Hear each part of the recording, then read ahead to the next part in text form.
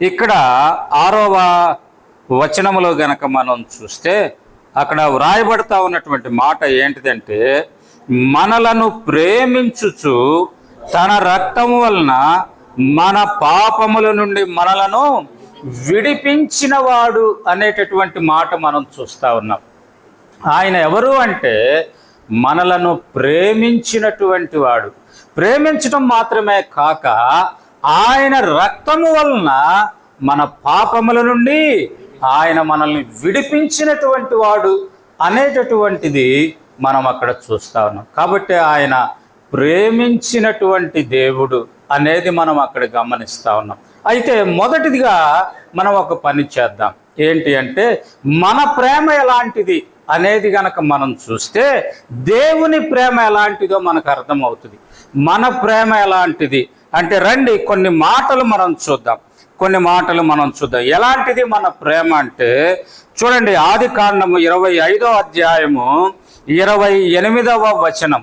ఆదికాండము 25వ అధ్యాయము 28వ వచనం. ఇస్సాకు ఏశావు తెచ్చిన వేట మాంసమును తినుచుండెను గనుక అతన్ని ప్రేమించెను అనేది మనం చూస్తా ఉన్నాం కదా. మన ప్రేమ ఎట్లాంటిది? మొక్క ప్రేమ. ఎట్లాంటి ప్రేమ? ఒక ఆయన ఉన్నాడు, మంచి పాటగాడు, పాటలు చక్కగా రాస్తాడు. ఓసారి ఇట్లాగే వర్తమానం చెప్తా ఆయన ఏమన్నాడంటే, మన మొక్కలన్నీ మొక్కలయ్యా అన్నాడు. ఏం మొక్కలంట? ఇక్కడ మొక్కలు కనపడతా ఉంటాయి అంట, మొక్కలంట. ఎవరంటే దేవరాజు గారని రాజమండ్రిలో ఉంటాడు, మంచి వర్తమానికుడు ఆయన కదా. మన ప్రేమ ఎలాంటి ప్రేమ అంటే, ఎలాంటి ప్రేమ? మొక్క ప్రేమ కదా. ప్రేమ విందంటే ప్రేమ విందా ఏంటి కదా. మొక్క ఏమైనా పడుతుందా కదా. మొక్క పడుతుంటే కనుక ఏం చేస్తాం? సకుటుంబ సపరివార సమేతంగా కదా తరలి వస్తాం. కాబట్టి ఇక్కడ మనం గమనిస్తూ ఉన్నది ఏంటంటే, ఇస్సాకు ఎందుకు ఏశావుని ప్రేమిస్తూ ఉన్నాడంటే, ఎందుకు ప్రేమిస్తూ ఉన్నాడు? చక్కగా రోజు మాంసం తెచ్చి పెడతా ఉన్న కారణం చేత కదా ఏశావుని ప్రేమిస్తూ ఉన్నట్లుగా మనం చూస్తాం. కాబట్టి మన ప్రేమ ఎలాంటిదంటే, మొదటిదిగా తిండికి సంబంధించిన మొక్క ప్రేమ అనేది మనం చూస్తాం. రెండవదిగా మనం చూద్దాం 29వ అధ్యాయము ఆదికాండము 17వ వచనం. 29వ అధ్యాయము ఆదికాండము 29వ అధ్యాయము 17వ వచనం. లేయా జబ్బు కండ్లు కలది, రాహేలు రూపవతియు సుందరియు నయుండెను. యాకోబు రాహేలును ప్రేమించి, నీ చిన్న కుమార్తె అయిన రాహేలు కోసం నీకుడు 7 సంవత్సరములు కొలువు. రెండవ ప్రేమ ఎలాంటిది? మంది అందాన్ని ప్రేమించేది కదా. కానీ ప్రభు ఏం చెప్పాడు? అందము మోసకరము, సౌందర్యము వ్యర్థం కదా.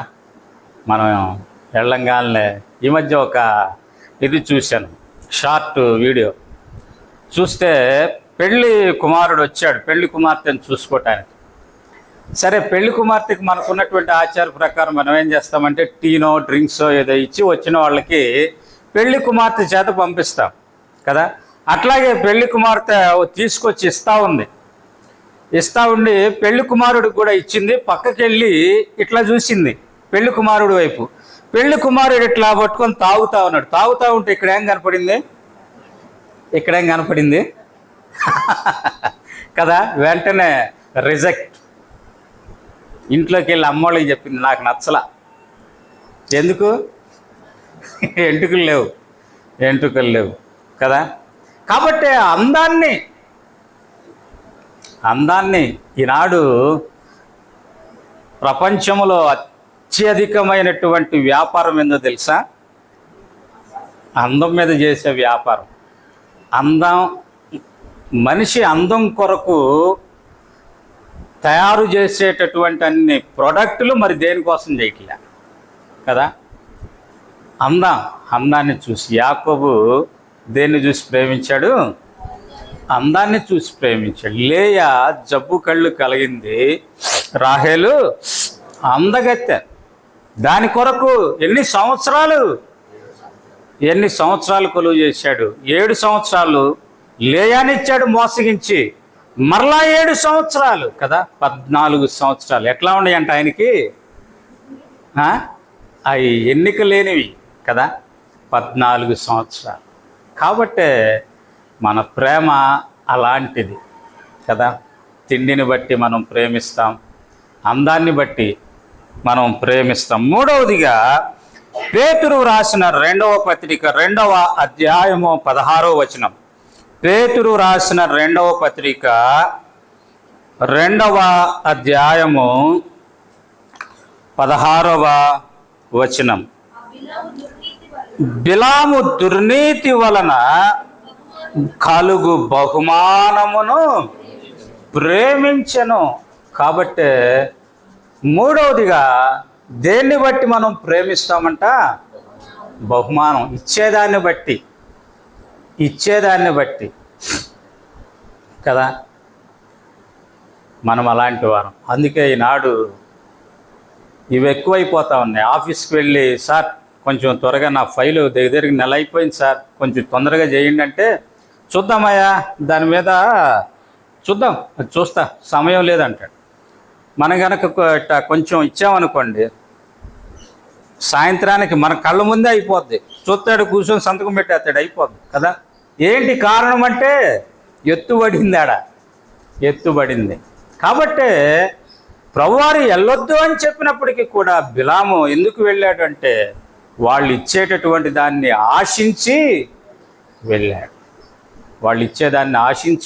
ఆ కారణం చేత ఇశ్రాయేలు ప్రజలు నష్టపోతూ వచ్చారు. తాను మరణిస్తూ వచ్చినట్లుగా మనం చూస్తాం, తాను కూడా మరణించినట్లుగా మనం చూస్తాం. కనుక ప్రియమైన సహోదరుడా, ప్రియమైన సహోదరి, ఎలాంటి ప్రేమ మంది అంటే బహుమానాన్ని బట్టి ప్రేమించే ప్రేమ. నాలుగవదిగా మత్తయి సువార్త 19వ అధ్యాయము 22వ వచనం. మత్తయి సువార్త 19వ అధ్యాయము 22వ వచనం. అయితే ఆ యవనుడు మిగుల ఆస్తి గలవాడు గనుక. కాబట్టి నాలుగవదిగా మనం దేన్ని ప్రేమిస్తా ఉన్నాము? ఆస్తిని, ఇహలోక సంబంధమైనటువంటి ఆస్తి. అంటే ఏదైతే శాశ్వతము కాదో దానిని ప్రేమిస్తూ ఉన్నాం కదా. ఏదైతే శాశ్వతం కాదో దాన్ని, తిండి శాశ్వతం కాదు, అందం శాశ్వతం కాదు, బహుమానము శాశ్వతం కాదు, ఆస్తి శాశ్వతం కాదు, అశాశ్వతమైన వాటిని ప్రేమిస్తా కదా దేవునికి దూరమైన వారంగా మనం ఉంటా ఉన్నాం. అశాశ్వతమైన వాటిని కదా. పెళ్ళికి వచ్చినప్పుడు ముందే అడుగుతారు ఎంత. తిమోతి గారు చెప్పాడు ABCDEF అని చెప్పేవాడు. ఏ అంటే ఆల్ ఇన్ వన్ అంట, బి అంటే బ్యూటీ, సి అంటే క్యాస్ట్, డి అంటే డౌరీ, ఈ అంటే ఎడ్యుకేషన్ కదా, ఎఫ్ అంటే ఫెయిర్ కదా, అంటే అందం. అమ్మో అది లేకపోతే అట్లా, ఇవన్నీ ఉన్నా మళ్ళీ అది కూడా ఉండాలి కదా. అట్లా మనము ఇహ సంబంధమైనటువంటి వాటిని మనం ప్రేమించే వారంగా మనం ఉంటా ఉన్నాం. కనుక ప్రియమైన సహోదరుడా, ప్రియమైన సహోదరి, మన జీవిత యాత్రలో మనము ఎలా ఉన్నాము అనేటటువంటిది. అందుకే 5వదిగా చూద్దాం రండి. 2వ తిమోతి పత్రిక 4వ అధ్యాయము 10వ వచనం. 2వ తిమోతి పత్రిక 4వ అధ్యాయము 10వ వచనం. దేమ ఇహలోకమును ప్రేమించి లేదా స్నేహించి. లోకము యొక్క ఆశలు ఏమైపోతాయి? గతించిపోతాయి. లోకములో ఉన్నదంతా మాయ అనేది తెలిసి కూడా లోక ఆశలకు మనం ఈనాడు లోబడిపోయే వారంగా మనం ఉంటా ఉన్నాం. లోక ఆశల వైపు తిరుగుతూ ఉన్నాం, లోకం చుట్టూ తిరుగుతూ ఉన్నాం కదా అండి. కనుకనే ప్రియమైన సహోదరుడు, ప్రియమైన సహోదరి, ఈనాడు మన జీవితాలు ఎలా ఉన్నాయి అనేది మనం చూస్తాం. ఇంకొకటి చూసి మనం ముగించు. అపోస్తలుల కార్యాలు 8వ అధ్యాయము 17వ వచనం. అపోస్తలుల కార్యాలు 8వ అధ్యాయము 17వ వచనం. అప్పుడు పేతురును వారి మీద చేతులుంచగా పరిశుద్ధాత్మను పొందిరి. అపోస్తలులు చేతులుంచుట వలన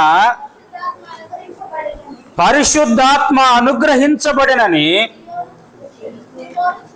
సీమోను చూచి వారి ఎదుట ఏముంచాడు? ద్రవ్యము పెట్టి, నేనెవరి మీద చేతులుంచుదను వాడు పరిశుద్ధాత్మ పొందినట్లు ఆ అధికారము. కాబట్టి మనం దేన్ని ప్రేమిస్తూ ఉన్నామంటే అధికారం కొరకు, అధికారాన్ని ప్రేమిస్తూ ఉన్నాం. దాని కొరకు ఏమి ఇవ్వటానికైనా, ఏమి చేయటానికైనా కదా, ఏం చేయటానికైనా. వీడు మన అధికారానికి అడ్డొస్తున్నాడంటే చంపేయటానికి కూడా సిద్ధపడతాం కదా. వీడిని ఎట్లా కొట్ట కూలదొయ్యాలంటే లేనివి ఎన్నైనా కల్పించి చెప్పేస్తాం. కారణం, నేను అక్కడికి రావాలా, నేను ఆ స్థానానికి రావాలా, నాకు ఆ స్థానం కావాలి. కాబట్టి ఎదుటివాడి మీద ఎన్నైనా చెప్తా, ఏమైనా చేస్తా, ఎంతైనా ఖర్చు పెడతా, నాకు ఆ పీఠం కావాలా, నాకు ఆ పీఠం కావాలి. అధికారం కోసం కదండి ఎంత నీచానికైనా దిగజారేటటువంటి వారు ఈనాడు సమాజాల్లో సైతం ఎంత విచారకరం అంటే ప్రభువు తాను చెప్తూ వచ్చాడు. ఏమని అంటే, నేను పరిచర్య చేయించుకోవటానికి రాలేదు, కానీ పరిచారము చెయ్యటానికి నేను వచ్చా కదా. శిష్యుల మధ్య భేదం వచ్చింది, మాలో ఎవడు గొప్ప అనే భేదం వస్తే ఆయన అన్నాడు ఏమనంటే, గొప్పవాడై ఉండగోరిన వాడు ముందు పరిచారకుడై ఉండాలి, దాసుడై ఉండాలి అని చెప్పాడు కదండి. అలాంటి ఆ సంఘాలలో, ఆయన పేరు చెప్పుకుంటా ఉన్నటువంటి ఆ సంఘాలలో, ఆయనే కేంద్రంగా కలిగినటువంటి సంఘాలలో ఈనాడు అధికారం కొరకై ఎంత నీచమైన స్థితికైనా దిగజారటానికి ఎంత విచారకరం అంటే ఎంత విచారకరం. ప్రియమైన సహోదరుడా, ప్రియమైన సహోదరి, అధికారాన్ని ప్రేమించి, ద్రవ్యమిచ్చి, లంచమిచ్చి కదా అండి. ద్రవ్యమిచ్చి అంటే లంచమిచ్చి. కనుక ప్రియమైన సహోదరుడా, ప్రియమైన సహోదరి, ఇటువంటి వాటిని ప్రేమించేటటువంటి మనలను ఆయన ప్రేమించాడు. ఎంత గొప్ప ప్రేమ అండి. ఎటువంటి వాటిని తిండిని, ముక్క ప్రేమ కదా. రెండవది అందాన్ని, మూడవది బహుమానాన్ని, నాలుగవది ఆస్తిని, ఐదవది అధికారాన్ని కదా. వీటిని ప్రేమించే మనలని, ఇలాంటి దుర్మార్గమైన జీవితము కలిగినటువంటి మనలను ప్రేమించి ఆయన తండ్రి కుడిపార్శ్వాన్ని విడిచిపెట్టి ఈ లోకానికి వచ్చి, దీనుడుగా, రిక్తుడుగా, దరిద్రుడిగా ఈ లోకానికి వచ్చి కల్వరి శిలువలో మన కొరకై తన ప్రాణాన్ని పెట్టి తన సమస్తాన్ని అర్పించాడు. కనుకనే అక్కడ వ్రాయబడిన మాట ఏంటిదంటే, ఆయన ప్రేమించుచు. ఎవరిని అంటే ఇలాంటి వారిని ప్రేమించుచు. కాబట్టి